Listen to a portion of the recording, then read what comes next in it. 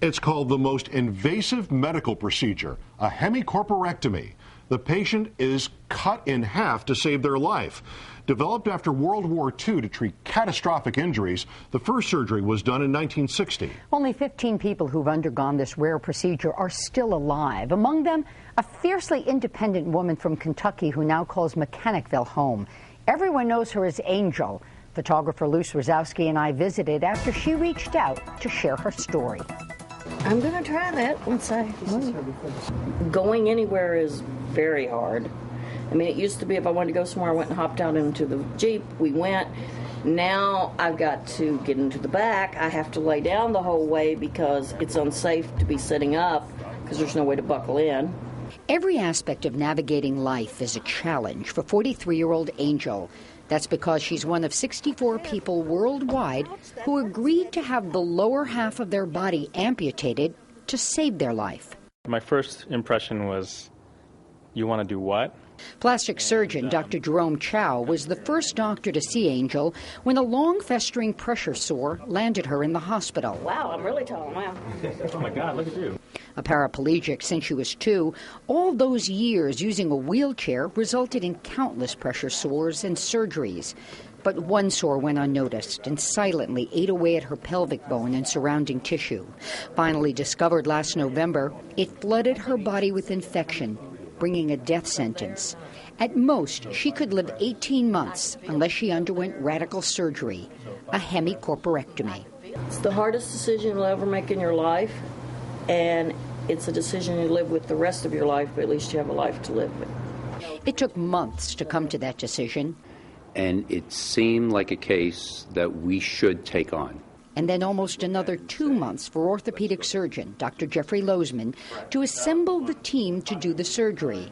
More than 100 people, including 10 doctors, most of whom met with us one evening to talk about the procedure. Lozman was the point person throughout this amazing ordeal, which required 3 different surgeries, all done at Albany Medical Center. I think the most important thing we decided as a team was to stage the procedure. The first surgery had urologist Dr. Hugh Fisher creating new routes for Angel to void urine and waste. Next, the hemicorporectomy, but not before an elaborate dry run on a cadaver. The dry run was very much like practice for a football team. Everybody needed to know their position, everybody needed to know the play, and everybody needed to know the order in which we were going to work. Before the actual surgery, Dr. Robin Tassinari, a psychologist, spent time with Angel to ensure she could emotionally endure this trauma.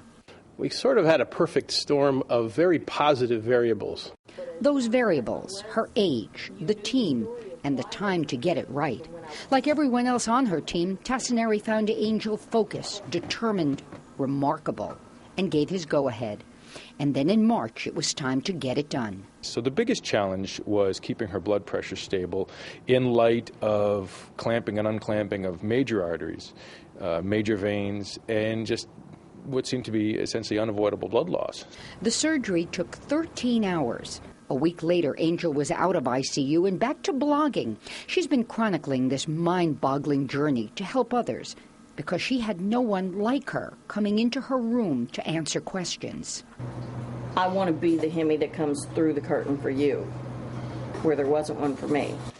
But even as her body healed, she had dark moments. I went through a time that I felt I made the wrong decision. I'm Monday night quarterback. Who wouldn't? But Dr. Lozman says it was expected, and that's why the team's involvement didn't end at the operating room door. Those moments are frightening. And because we were prepared, because we knew what we were going to encounter to whatever extent you can know in advance, I think we were prepared.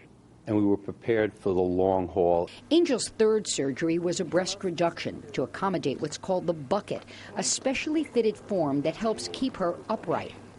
8 months after the ordeal began, she went home, where she's rehabbing under the watchful eye of her partner, Terry, and son, John. She's a very, very happy, healthy woman now, with many, many years of life ahead of her.